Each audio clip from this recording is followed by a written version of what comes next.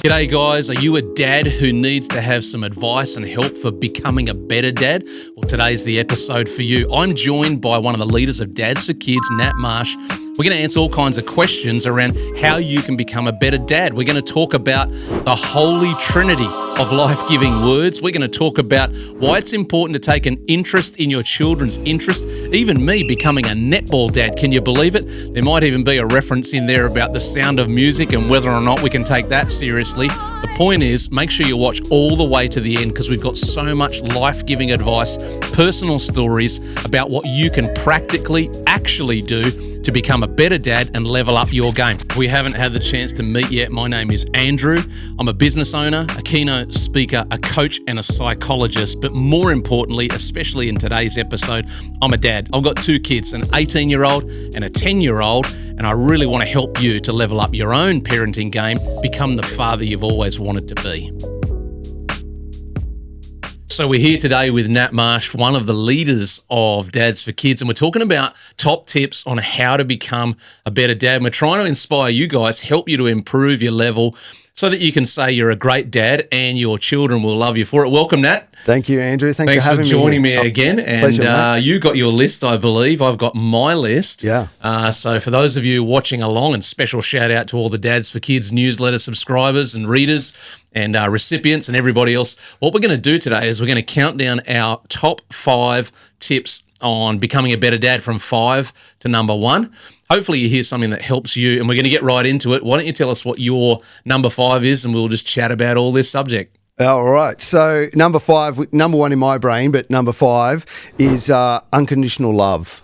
Unconditional love. So, and what I mean by that is, tell your kids you love them a lot. So now, when I say unconditional love, that means love without limits, or love without conditions is probably a good way to define it. But, like kids, like us humans, we forget things. So they need to be reminded as much as you can that you love them. And it's a case of reminding them often and, showing them that love doesn't come with limits or with, you don't love them because of what they do or because of, maybe how much they clean their room, or if that was the case, I wouldn't love my kids very much because their rooms are often messy. Yeah. So, but it's a case of them knowing that you love them no matter what. Yeah.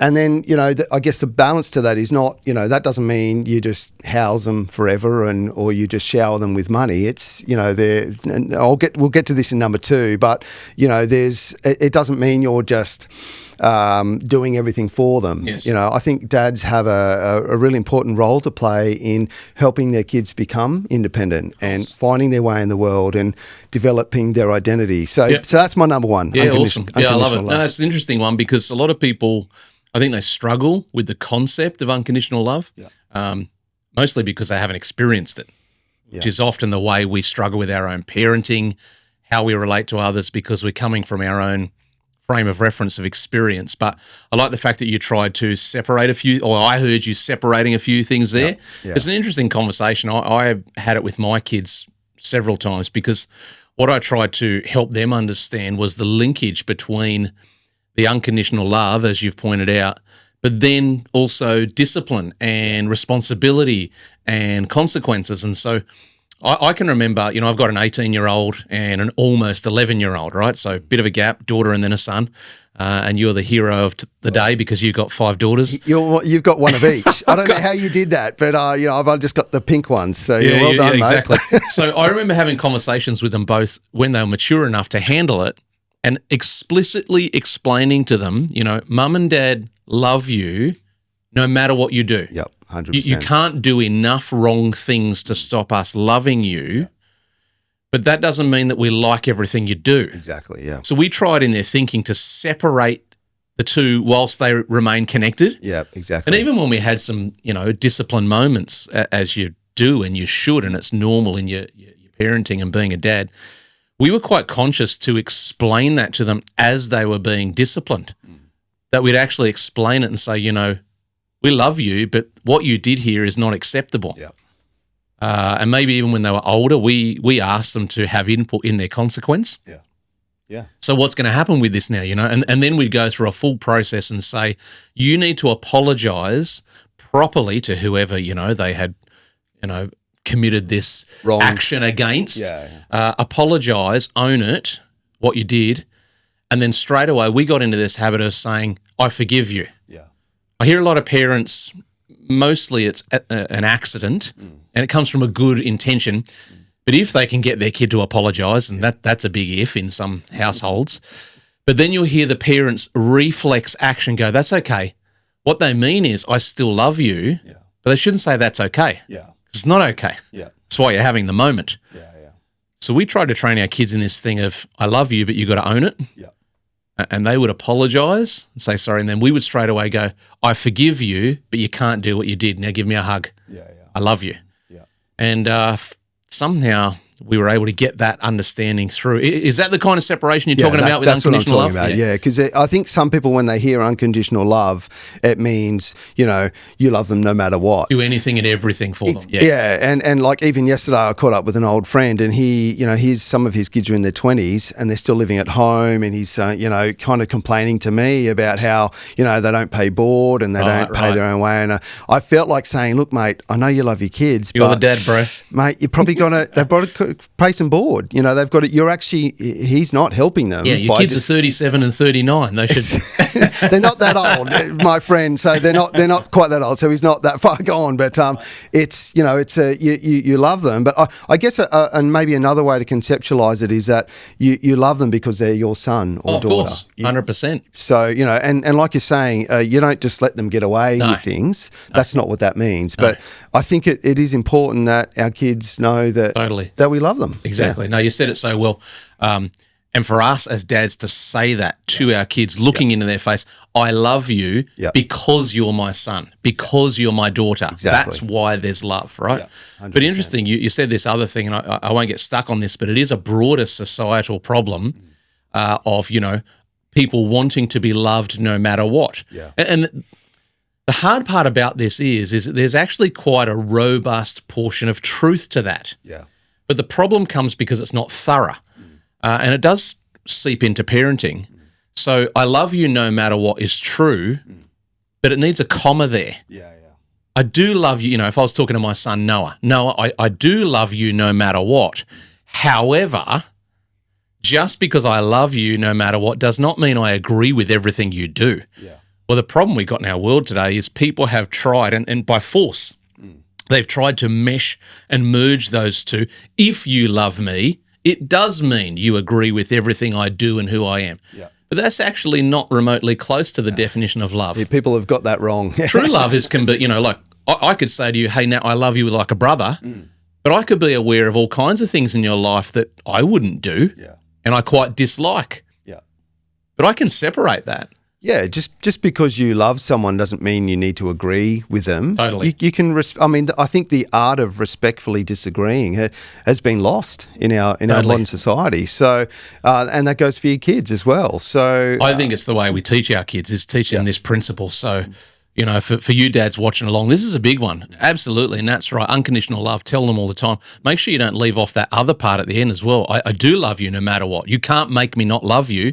But that doesn't mean I've got to agree with every choice you make, because I understand what's best for you. So I want to take a moment to thank the sponsor of today's video, Dads for Kids. If you haven't heard of Dads for Kids, they are an awesome organisation supporting dads of all ages. They run courses and programs. They have a weekly newsletter that gets sent out. They have a leadership summit that happens every year, and they provide a tremendous amount of support for dads who are anywhere in the world, any age and stage of their fathering journey. So I encourage you to check them out. The link is in the description below, dadsforkids.org.au, dads4kids.org.au. Go and check them out. Thanks, Dads for Kids, for sponsoring today's video. Wow, we're off to a strong start. Are you ready for my number 5? I can't wait to hear yours. Here we go, number 5. Number 5 is... Drum roll. Drum roll. And you can play drums too, by the way.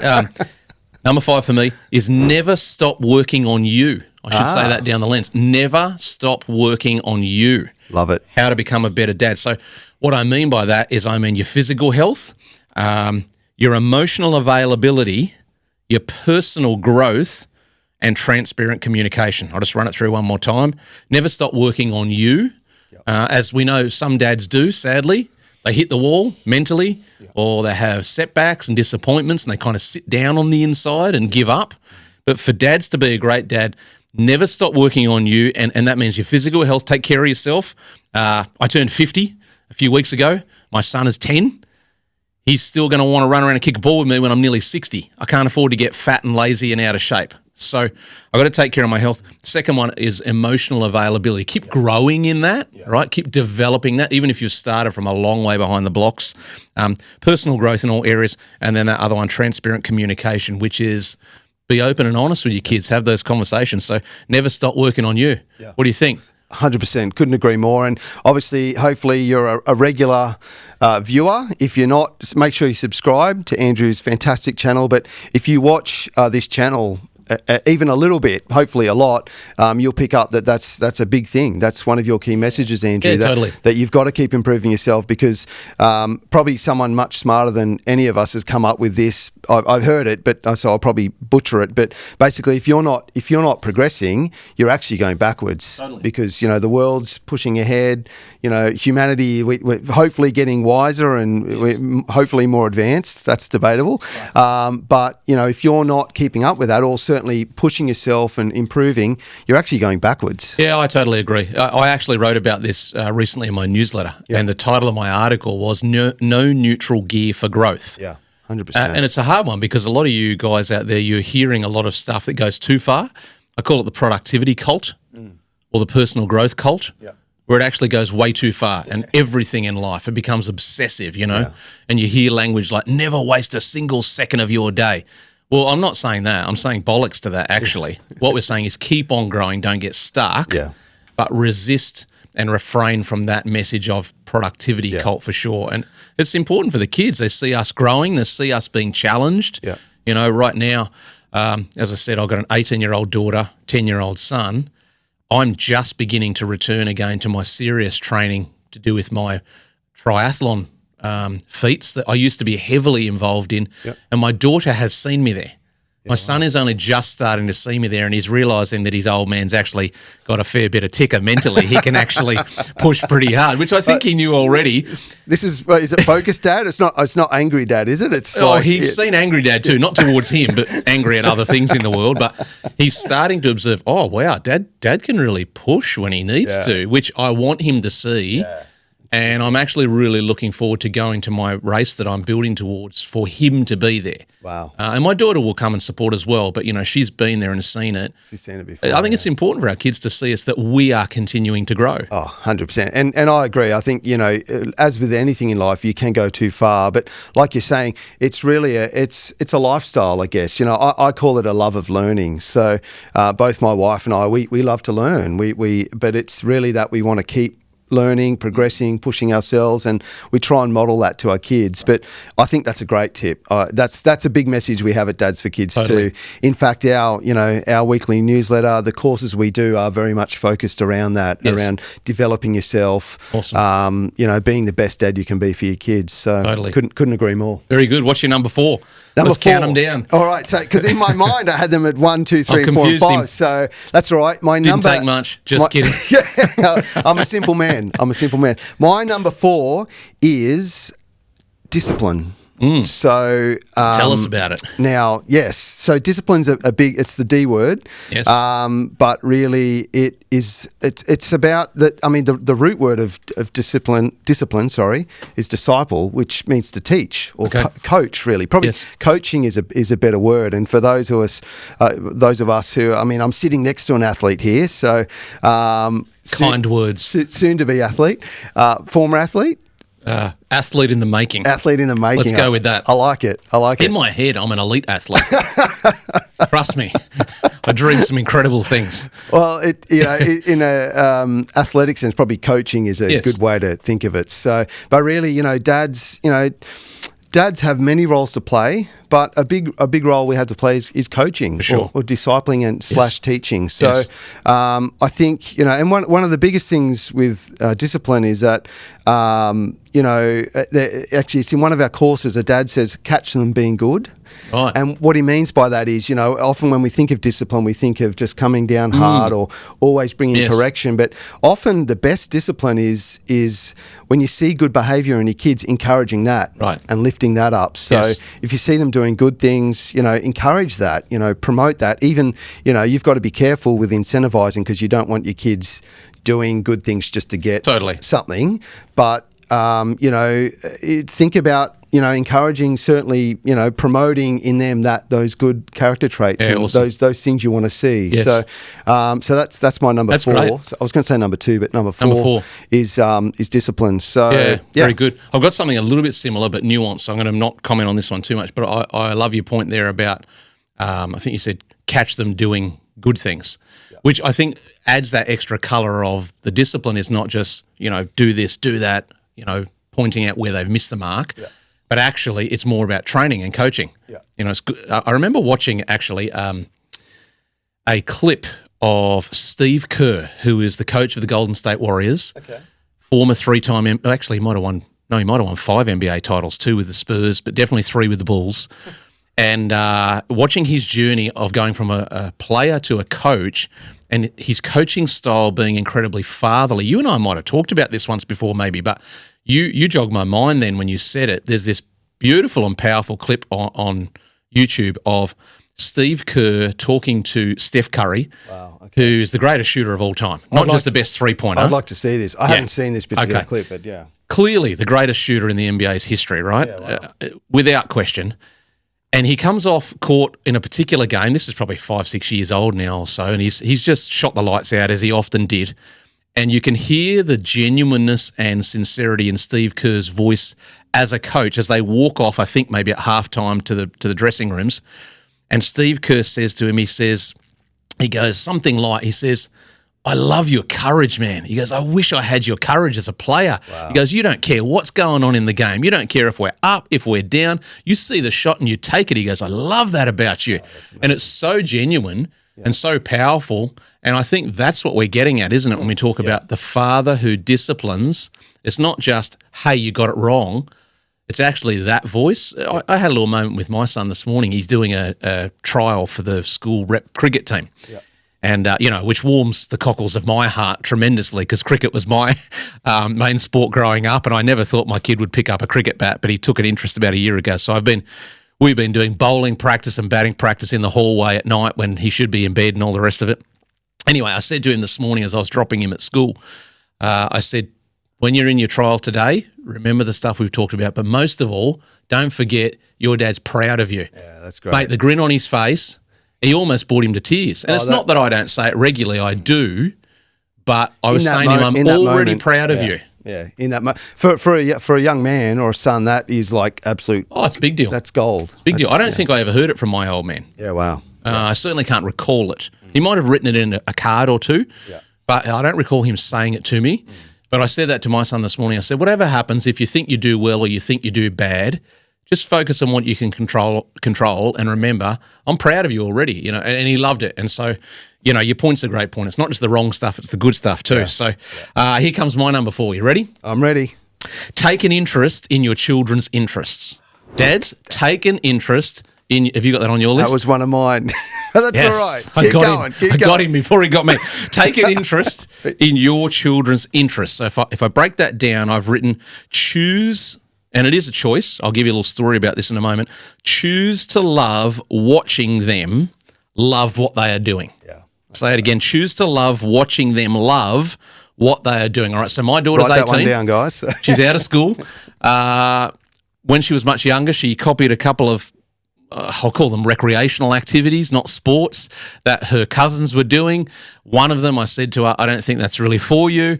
And then on the back of that, she chose to want to have a go at netball. Now, if you're not familiar with netball, perhaps if you're in America or somewhere else in the world, just do a little search on netball. I used to pick on netball deluxe. I used to call it the game that penalises you for getting the ball, because in netball, once you get the ball, you've got to not step more than 2 steps, and you can't run with the ball. So I've got an interesting take on netball. But well, you've got 5 daughters, so you could have a lot of netball in your future. I can give you some therapy counselling. I've been to my fair share of netball games. Okay, I thought you had that scarred tissue look about you. Anyway. I'm still getting counselling. You're going to need some, trust me. So she decides she is going to play netball, right? And I had been paying out on it. It's a particularly feminine sport, I must say. So, but keep going. Keep going. Let me jump to the back of the story and come back. At its elite level, it's a very watchable sport. Yeah. Because at high speed, the skill level is there, right? There's a lot of finesse to it. There is. I enjoyed watching it, actually. She makes this choice. I've been paying out on the sport for years, mostly to get a bite out of some of my female friends. Anyway, my daughter Olivia chooses netball. And to this point, I can honestly say to you, hand on heart, that same day, I said to myself, I'm choosing. I'm into netball. Yeah. That's amazing. it. It's over. I'm into it. Yeah.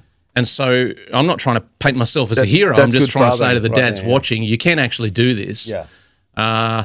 Please don't try to force them into your loves and make them into a mini-me of you. That doesn't help them. Yeah.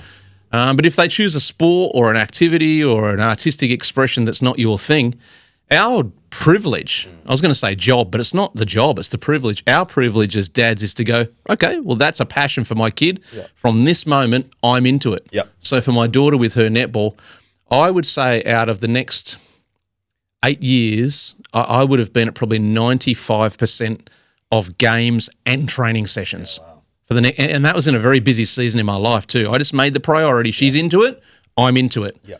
And it will forever be some of the best memories of my life with my daughter because we spent so much time in the car talking and, we connected through netball because we had to drive so many places together. Yeah. So that's amazing. Take an interest in your children's interest. Yeah.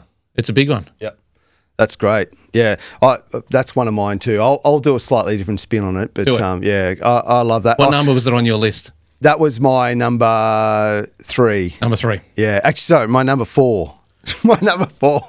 Your number 4. I said it was ready to go now. It was my number 2 on my original list, but now it was number 4. If you're not confused yet, we will keep working to get you more confused. We're going something like 5-1. Let's just say we're giving you 5 good tips. I've already mucked it up, but we're getting there. So it's very important. Yeah. Let's hear your next one. What was your next one on the list? My next one is related to the one before it, which was on discipline, but really I'm going to call it be the joy bringer. Be the joy bringer. In your family. Tell us more. So I guess as I said earlier, dads do have an important role to play, coaching, discipling, but they also have a role to play bringing joy. Dad jokes are a thing for a reason. They're the best jokes that are there. That's debatable, but it's... Drop your best dad joke in the comments. Amen, brother.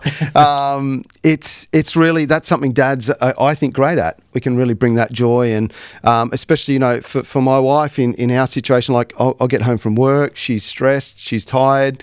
I've got to pick my moments, but sure. I can. It's got to be time appropriate, but I can be the one that brings the joy because I think as dads, if we're always in coach mode, if we're always in that mode, we can get pretty. Totally. It can be not fun for our family. So I think of Captain Von Trapp in The Sound of Music. Now he just lost me. I was with him right up until now. I'm embarrassed to admit. But when he said Sound of Music, he completely lost me. So I'll come back to you in a moment when I come out of my zone out bubble. Just kidding. Go on. This is embarrassing to admit, but one of my favourite movies is The Sound of Music. Anyway, we'll see you on another episode soon. Thanks for tuning in. I've just been fired, folks. So I think if the screen goes black, you know what's happening. Bring it home, Nat. Bring the masculinity somewhere in The Sound of Music. Everyone thinks that it's about, Maria and it's about, and it How is do you about solve a problem like Maria? That's my question. That is one of the songs. I hate musicals, but it happens to have some great songs. But The Sound of Music is the story of Captain Von Trapp. Right. That's actually the truth. Yes. Because at the start of the movie, he's this whistleblowing tyrant, a former Navy guy. Okay, we're warming up here. And then by the end of the film, he's taking his kids on this adventure. He beats the Nazis. He sticks it to them. Yes, it's getting hairier. And takes his family across the Alps to freedom. There you go. I think he rescued it. What do you think? I think he salvaged it. I was very nervous there to start with. My point is, don't be like Captain Von Trapp. Right. Be the fun captain who learns how to have fun with his kids. Right. So be that joy bringer. Tell a few dad jokes. You might get lots of eye rolls. Yes. But, that's the point. That's the point. That is the point. That's the point. So I think it is a very important one, especially, probably most of our men. I was going to say a lot. It's probably most, if not all, of the men who are watching and who read Dads for Kids and just all of our mates. We're all going home quite stressed, quite pressured, a lot of responsibilities, many men struggling to cope with all of that. And it is easy to get stuck in that gear called seriousness because responsibility is serious and you don't get to kick around like a 17-year-old when you're married and you've got children, you've got bills to pay or any or all of the above. But maybe making that choice to show your children you've got the ability to change gear. Yeah, 100%. Yeah. I like to think of it as I always try and keep a little bit in the tank. Yep. So, because those of us who are working full time, it's stressful. You got bills to pay, like you said. There's pressures, but I used to, in my younger years when our kids were younger, I'd just give my all at work and I'd just put everything out on the table, and it like that was great for my clients, and it was great for my career development. But my family really suffered, and so I had to learn early on that just keep a little bit in the tank. Totally. And so when you get home, you're not this. You've got something left. An absolute ogre. Yeah, you've got something to give your family, and you're able to bring that bit of joy. Great advice. Yeah. Very good. Moving on from Captain Von Trapp. Is it my turn? It's my turn, isn't it? It's your turn, my friend. Number 3. My number 3 tip for you guys on how to become a better dad, because that's what this is about. There's no perfect, well, there is one perfect dad in heaven as far as I'm concerned, but we're talking here about improvement. We're talking about progress and the process more than we're talking about perfection, because that's within everybody's reach. Number 3 is having expectations paired with appropriate and predictable consequences. So this is getting back to what you said before about the discipline thing, right? So having expectations paired with appropriate and predictable consequences. I call it sound discipline. In other words, you've got to have a bit of a pattern or a philosophy of what discipline in your house looks like before you get to the moments. All right, so I'll give you a few examples, okay? In my home, because it's my home, I get to choose with my wife how we parent our children. Shock horror, I won't be letting politicians tell me how to raise my kids. Imagine that. Neither should you. Thank God. You are the lead voice in their life. I won't be taking all of my cues from a blog. I'll pick up bits and pieces of truth from experienced people, but it comes down to what we decide to do. For example, in our home, we didn't let our children grow up without using manners. It was a predictable and appropriate benchmark. For example, if my daughter or my son would have said something like, "Hey, Mum, can you pass me the salt?"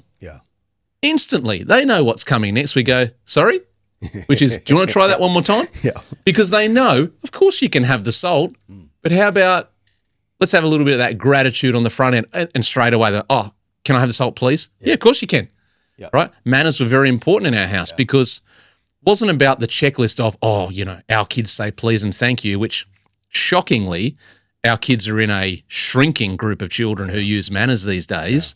But here's the point, is it was teaching them to be grateful for the fact that a life has already been provided for them. It's critical. Right? And can my kids have anything that's in my home and in my supply? Yeah, pretty much at the right time and in the right way, but use your manners is one example.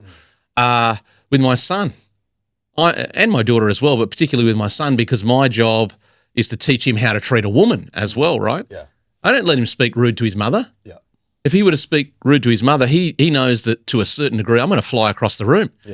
Violently? No, but he knows I'm going to instantly respond and go, "Excuse me? You want to try that again?" And I'll give him a second chance, change your tone, change your attitude, change your words, whatever. But the point is having appropriate and predictable discipline. Like if today my kid doesn't use please and I go, "Could you say please?" And then tomorrow they don't say please and I just lose it and start throwing things around the house. That's volatile. That's all over the shop.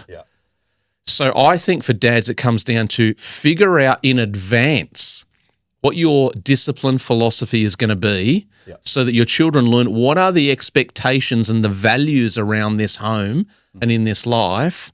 And then really they will know in advance when they step outside of lines that they shouldn't, probably what's going to happen in response to that.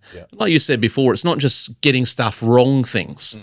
You know, like with my daughter who's 18, I've moved very much into the coach mode with her. I don't tell her everything to do anymore. She makes nearly all of her decisions. But occasionally I've got to coach her when I hear her say something that is less than her best. And I've got to say, Liv, come on. You can do better than that. So I'm not telling her off, I'm not correcting her, but she is getting a predictable response. Does that make sense? Oh, 100%. I guess it's sort of having healthy expectations, isn't it? And creating, you know, almost guide rails or, you know, a code to live by. That's something we often talk about at Dads for Kids as well. You're kind of creating a code for your kids to live by, having good manners, making good choices. So, 100%, that's a great point. I think dads have a great role to play in that. For sure. I think one of the dangerous things we can do either accidentally or in our busyness or in our stress is to have either no expectations and the kids in the house go, I don't know what's left or right, what's up or down, you know, who knows. No expectations around behaviour and values is bad. Just as bad is volatility. What we want is something in the middle of the corridor where our children know I am expected to carry myself in a certain way, how I speak to people, how I treat people. I mean, I'm amazed, and I am old school. I'm not going to shy away from that. I'm not got a position of dogma about that, you know, the old school is better than everything new. No, I've got a few values I'm old school about, including how our children should speak to other adults when they're spoken to. I am shocked at how often I'm grunted at. You go to talk to other people's children, they grunt at you or they won't speak, and then the parents don't require them to speak. For me, that was not a thing in our house. And I wasn't like Nazi about it, but if our children were spoken to, we would always go, excuse me, you were just spoken to. Could you answer the question, please? Respect. And I think we've got to have more of those values going on where there's a predictable expectation that our children kind of know in advance what the mode is in our home. Well, you're teaching them, you're instilling them the golden rule, really, which is, you know, treat others as you want to be treated. Exactly right. That's a fantastic parenting, fantastic fathering right there. Yep, totally. Let's hear your number. What are we up to? My number 4. Yeah, you're going the other way. Number 2. He's on number 2. We're counting down from 5 to 1. Now, I'm with you. You're with me. We're hoping there's no more Sound of Music coming. Well, I'm not going to let him live that one down. No, But let's hear from Mr. Von Trapp himself. I've given Andrew ammunition now, so he can use that at any time. So, Mr. Nat Marsh with number 2 tip for becoming a better dad. You've already stolen my thunder because my number 2 is really your number... Something. 2. Yes. My number 2 was your number 2, which is evading me now. So there's too many number 2s going on here, and talk about dad jokes. I've got so many in the chamber. Number 2, hit us. My number 2 was... Do you need to look at your notes? Have you forgotten it? It was show an interest in your kids, but I'm going to take a slightly different twist. You did mention this before. So yeah. Tell us. So we'll pick that up again. Glocko, you're going to edit this, aren't you?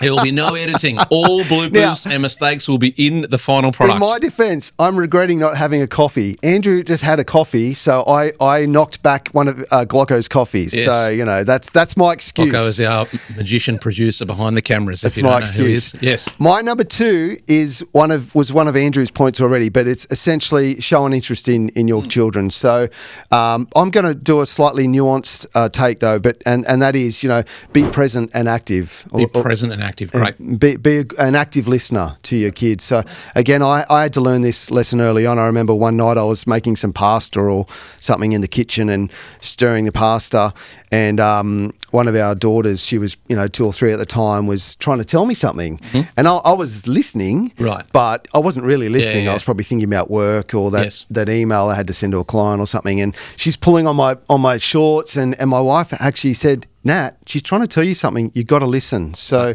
I had to learn that. And I actually, when they were little, I would make the point of sort of kneeling down and getting down to their level and really listening to them. So, and this is related to what Andrew was speaking about earlier about taking an active interest in their interests, which that's how I was framing it as well. But, really it's about being a great listener. Yes. So, and these things, I mean, they're great, but they can be our own worst enemies because, I've heard of families that have like a basket or they put their when they get home, they put their phones somewhere and they don't look at them. So, I mean, you might think whatever you got to do, right? Well, whatever you got to do. I mean, that you might think that's extreme, but I think I try to make sure I'm not looking at my phone when I'm around my daughters, so I can give them my attention. And another thing we often say at Dads for Kids is kids spell love Time. Yeah, totally. So you could say that kids spell love by attention. Yep. But it's human nature. Very good. We want to be listened to. Of course. We all need to be listened to, and kids especially. Yeah. So, dads, make sure as much as you can, give them as much attention as you can. And I love what you said earlier, Andrew, about, showing interest in their interests. And I've had a similar experience in that my wife and daughters are right into horses. So guess what? You love horses. I love horses. They're amazing. So we've now got 3 horses. So and I'm right into it. So there you go. I can kind of ride. Sure. I'm not very good, but it's amazing. And actually, that's become one of our family activities. Yes. We go to the paddock. Yeah, brilliant. We hang out. It's kind of like our happy place. So. I haven't done horse riding, but in my mind, when I'm horse riding, I look like John Dutton from Yellowstone. Well, it's you keep that picture in your mind. I think of the guy in the Old Spice ads. The Old Spice. I'm on a horse. Oh, wow. The ex-footballer. So Sound of Music and Old Spice. Yeah, that is bringing the goods today. But active listener, I love it. Look, I want to encourage the guys who are watching, so you're in the large majority if you've had moments where you've caught yourself not listening to your kids. We all do it. We've all done it. Yeah. Don't punish yourself and whip yourself. Just remind yourself, look, I've got to keep on trying to be an active listener. Yeah. And really, of course, it's work. It's extra time, it's extra effort. But I say to people all the time, we get one shot at parenting our kids when they're young. Like I said, I've got an 18-year-old. She still leans on me for thoughts and advice, but effectively, our parenting with shaping her is just about over already. She's an adult now. And it disappeared in a really quick space of time. So don't whip yourself if you're getting these things wrong. Just use them as reminders to say, I can reboot that in my life, right? Yeah, 100%. All right, here we go. I've got my number 2 because I'm counting from 5, 4, 3, 2. Here's number 2. Physical touch that communicates 4 things. Okay. All right, dads, this is for you. Physical touch that communicates 4 things. The 4 things are this: love, belonging, safety, and belief. Love, belonging, safety, and belief. So depending on your own love language, and some of you may know a bit about the love languages, it's not a hard and fast rule, but it's a bit of a guide. One of those languages is physical touch. In other words, some people like to communicate love with hugs. So that's mine. Back rubs and nothing weird or strange, even though some of you probably feel a bit icky about it. You think, oh, yeah, I know those people. I hate those people. I leave the room and that. We've all got different love languages, but here's the thing. Children need and want to experience the reaffirmation constantly of my dad has, they won't word it this way and say appropriate physical touch. Yeah. We know what we mean by that. Yeah. They want to be hugged. Yeah. Boys need to be, lovingly and gently enough backslapped. Yeah. My son sits in the car with me when I pick him up from places, and I'll lean over and I'll squeeze his leg really hard. Or, when he's not watching, I'll give him a little pretend jab under the arm to see if he can block me. And even that's part of the appropriate physical touch, because I'm trying to say, I love you, you belong to me, and then these other 2, you're safe with me, and I believe in you. Yeah. So whether it's a full hug or whether it's just a touch on the knee or whether it's just standing next to them with a hand on the shoulder, even now, my daughter who's 18, every single night of her life, generally I'm winding down at the end of the day, maybe watching a favourite show or some sport. She'll be going to bed somewhere between 10 and 11, sometimes later. And if I'm still awake, she will come and plonk herself next to me on the lounge and she'll tuck up into a little ball and she'll do this and kind of like, I'll try not to go out of shot here, but she'll kind of fall over under my arm, under my wing, so to speak. Yeah. And I'll kiss her on the head, tell her I love her, say good night, and sometimes she'll just hover there for 10 or 20 seconds because she is familiar with that's been going on her whole life. Yeah. And she's reflecting back to me, close to Dad is a safe place. Yeah, wow. I'm loved, I belong, I'm believed in, he protects me. Yeah. This one's huge, guys. So perhaps you never received this from your own dad. That's most of us. That was me. But here's the deal. I made the choice to become the circuit breaker for my children's sake. Love it. I'm not making any attempt to try and spite my now deceased father or to show him, I'll show you what it's really like. It's none of that. It's all focused towards what my own children need. I didn't receive it. I would love to have, but therefore I've decided I'm going to make sure my kids do. So you could be in the boat, guys, where you're starting with zero from this. You might have kids who are already teenagers and they're going to go like, oh, what's going on with Dad? Like he's hugging me a lot lately, and they might be like, talking to their mother going, is Dad sick? Or, what's going on? Doesn't matter. Just start. I promise you, if you just start simple and keep at it, those 4 messages will be sent. Love, belonging, safety, belief, and they will love it. They might not say so, and they'll probably squirm and pretend that it's icky and stop touching me. And I guarantee you, deep in their soul, they are saying, I love this. I love it when Dad hugs me. Yeah. I love it when he stands next to me like this. We all need it. Yeah. So this is why I've got it in silver medal on my list. Silver medal. Any thoughts? Oh, I couldn't agree more. And my experience with my 5 daughters is similar. They love that physical touch, and it brings security, absolutely, and that warmth and reassurance. And totally. I mean, so much of our human communication is unsaid. I don't know what the stats are. You probably know them, but it's something like 70-80% of communication is non-verbal. Yeah, right. So that really that show of affection, it's communicates. A big deal. It communicates that, and it's I mean, my number 1 was tell them you love them, but you could almost equally say your number 2 is show them. Yes. Don't just tell them. You got to show it. I mean, that band had a song, "Love is a Verb." Love's DC Talk. DC Talk. There you go. I thought he was going to go Sound of Music again, folks, but he didn't. I'm refraining. So I did tell you what my love language was halfway through your point, but he's ignoring that Musicals. as well. Now, we're going to have your number 1. Yeah. I'm not going to do a drum roll because my drumming is nowhere near your level. But here we go. Do a drum roll in your own head. Here it is on the 5-1. Nat Marsh, his top tip for today at least, top tip on how to become a better dad. What do you got? Number 1 is love and respect the mother. Love and respect their mother. Yeah. Oh, I love it. Tell us more. That's what we often say at Dads for Kids. It's almost a mantra at Dads for Kids, love and respect the mother.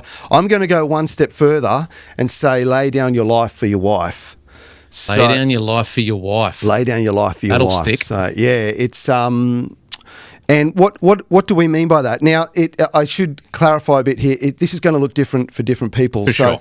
The reason at Dads for Kids we say love and respect the mother, look, not everyone watching may be in a committed relationship. Sure. So at Dads for Kids, we're big advocates for single dads. Yes. You've probably spoken about this before, maybe on the channel. This is potentially another video, but single dads get a really rough time in the courts and in society in general. And look, any single parent out there, I salute you because 100%.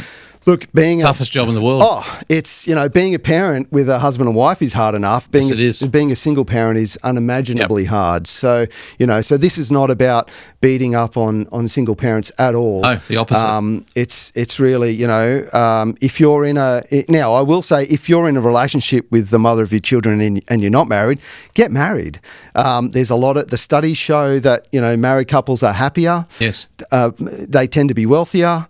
They have more fulfilling lives. Safety for the kids, security for the kids, so many benefits. I mean, marriage gets a pretty bad rap, but the fact is, marriage, it's more than just a piece of paper. Yes. It's a covenant you make with your wife or your husband. Absolutely. So lay down your life for your wife. That's my number 1. So well, interesting. I love your point. And I want to unpack it a little further because I can see something quite interesting here that pertains to you. When I hear you say that, I take that on board as a dad who has a daughter and a son. Yeah.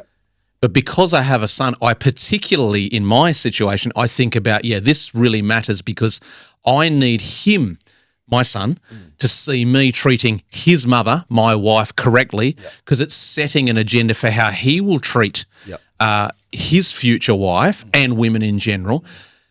But the inference could be, this doesn't pertain to daughters, but it actually does just as strongly, right? Because we're actually setting an agenda for our daughters to realise, girls, don't go chasing the kind of guy that, I'm going to say it plain, that's an Andrew Tate disciple. Yeah.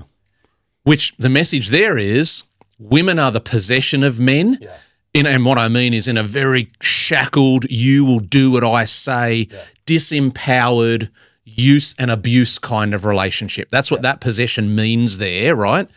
And clearly, I'm not an advocate for that at all. I believe in marriage, we belong to one another exclusively. But the Andrew Tate mantra is, this is the role for women in life. They are there to fulfill us men sexually. And I wish I could do his peculiar accent because I might practice it and work on it. I haven't got it nailed yet, so I'm not ready. I think it's a bit Caribbean as well. I'm not sure. I haven't got it perfected, but one day. Anyway. Is he still in jail or? Not at the moment. No, okay. All right. But he may be returning at some point. Who knows? Right. But anyway, my point is his message is setting an agenda, trying to, for our younger women, that if they found a rich, powerful, successful man, they should just be happy with that. Yeah. And sadly, we've got some girls who are going, I agree. I'm happy to be some guy's handbag and trophy wife if he just gives me, if he can give me $5,000 spending money a week. How disempowering. Yeah. And he's trying to teach our young men that that's how they should approach treating women. Yeah.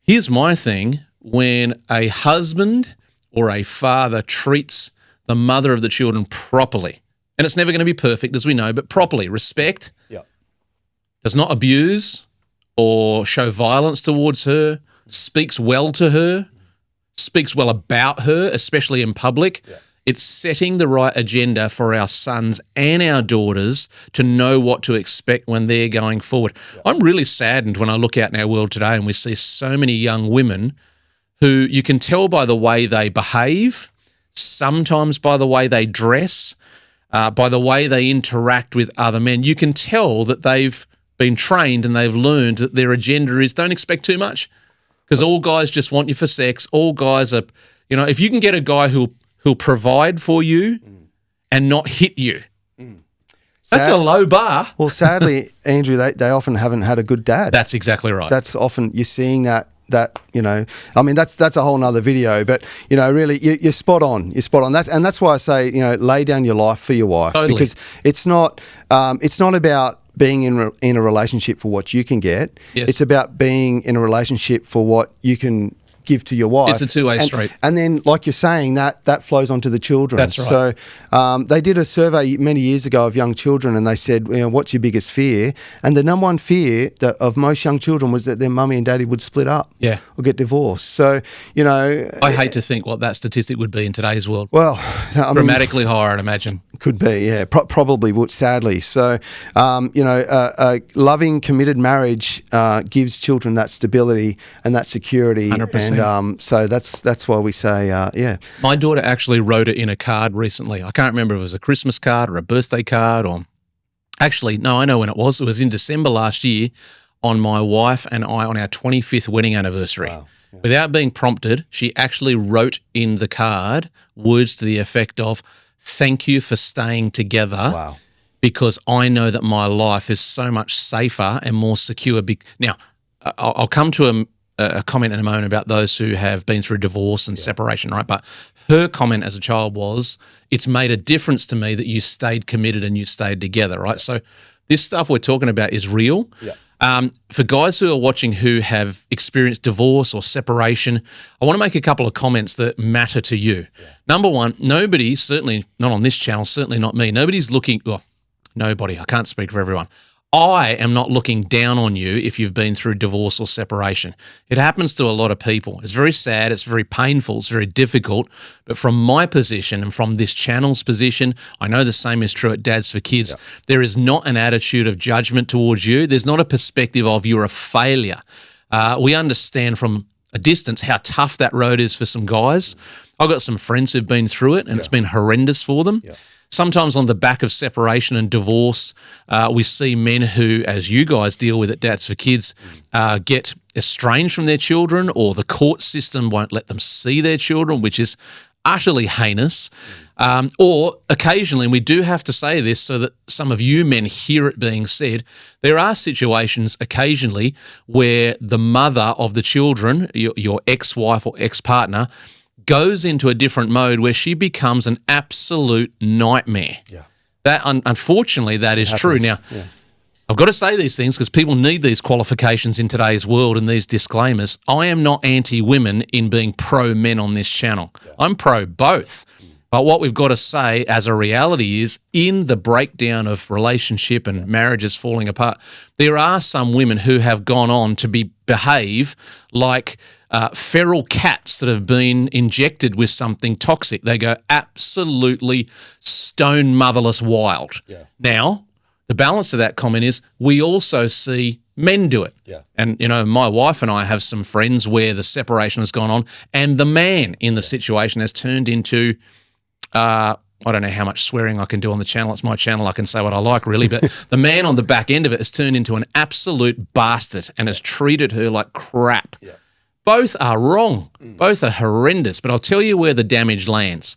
The damage lands on the kids. The kids, yep. So I don't have the right or the place to make decisions for men watching this channel. My role is to encourage and urge, and I'm urging you, men, to the best of your ability, even if an ex-partner or an ex-wife goes a bit crazy on you, do your best not to repay her the same, because even though it might feel justified and right, and it probably does feel that way, the consequences will be borne out in the hearts of your children, and they will probably never recover from the damage. So spot on, your Andrew. point of love and respect the mother, huge. Oh, spot on. I couldn't have said it better. But yeah, it's really important that if you have gone through a divorce, that you don't speak ill of your wife in front of your children. Because do it with a mate. Yeah. Get honest with a trusted mate, not in front of the kids, right? It really can poison the kids. And it reminds me of, I read an interview with Ewan McGregor recently, and he, the Hollywood actor, I think he was in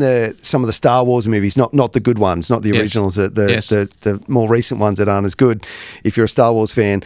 But he recently went through a marriage breakup, and he described it as like an atomic bomb going off. So, his experience was that it's like a bomb goes off, and like you said, it's the children. It's the children. The children get caught up in the fallout. Big time. So I would say, avoid divorce at all costs. But if you have gone through divorce, do your best to respect the mother of your children. Totally. And, just do your best in that situation. Because it's become so common that I think what we've done is we have rationalised that it's not as damaging. Yeah. But nothing could be further from the truth. Yeah. The Ewan McGregor quote, like an atomic bomb going off. As you're telling that story, I was reminded of something I saw on YouTube recently. Lots of people will be familiar with the, I guess you call the social and political commentator Brett Cooper. Brett is a female, by the way, if you don't know who that is. Yeah. And I'm actually doing a video about something she said on the channel real soon. Cool. But she was in an interview recently. She grew up as, I think, a child TV actor in the Disney program. Someone will correct me in the comments if I've got that wrong.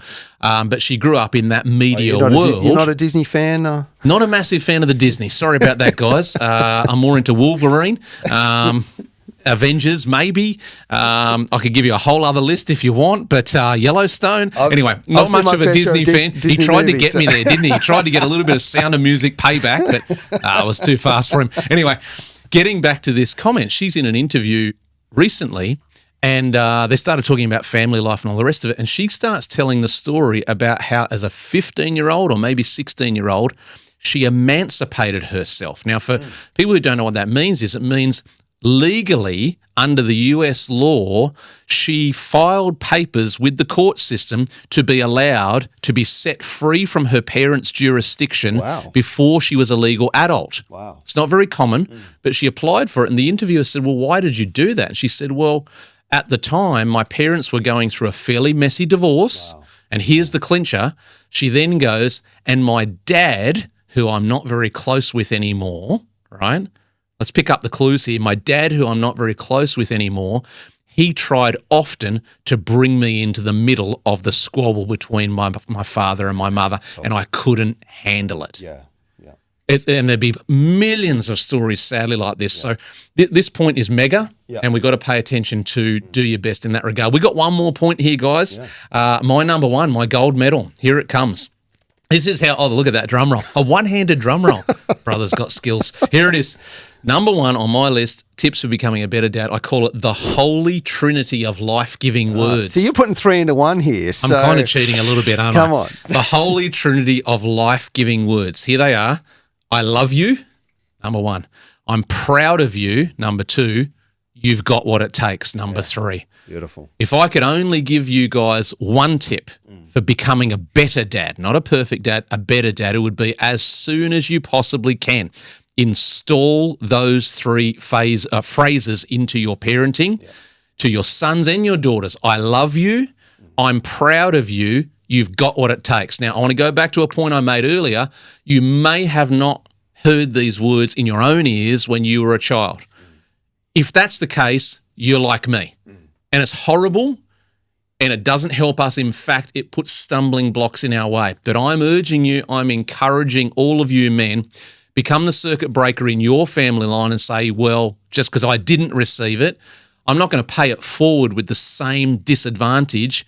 I'm going to pay forward generosity even though I didn't get it. I promise you again, you start installing those words. Maybe you've got grown-up kids. Yeah. Maybe you're a gentleman in your 60s and you're going, yeah, well, I kind of missed the mark. My children are 33, 31 and 27. It's not too late. Yeah, never too Start today.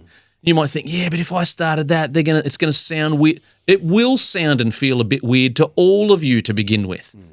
But just because it feels a bit weird doesn't mean your kids won't love it. They will absolutely love it. And here's like a half step for those of you who need a half step. If you can't choke those words out for whatever reason, get a pen and write it. Yeah. Get a card. Don't wait for their birthday or Christmas. Just get a card. Go and get a cheapie from the shop, a $2 card. Make one at home yourself. Who cares? And just, dear son, dear daughter, I just wanted you to know, in case I haven't said it enough, I do love you. I am proud of you, and I believe you've got what it takes. Mate, honestly, I cannot describe the difference maker that would be for so many more kids if they heard those words coming out of their dad's mouth. It's huge. And that's why I've got it in the gold medal position, Nat. What do you think? I couldn't agree more. So, yeah, 100%. And that's music to their ears. And I would actually say writing it down and sending it in a card or a letter is actually even better because then they've got it written down. Permanent record.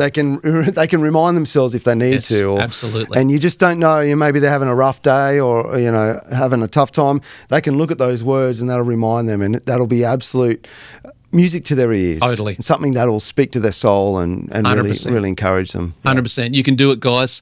Well, that's about all we got time for on this episode today. Remember, it's been all about becoming a better dad, not a perfect dad. There's no such thing, but we do want to keep on growing, keep improving. Make sure you click on the links in the description below to check out Dads for Kids and the incredible work that they do.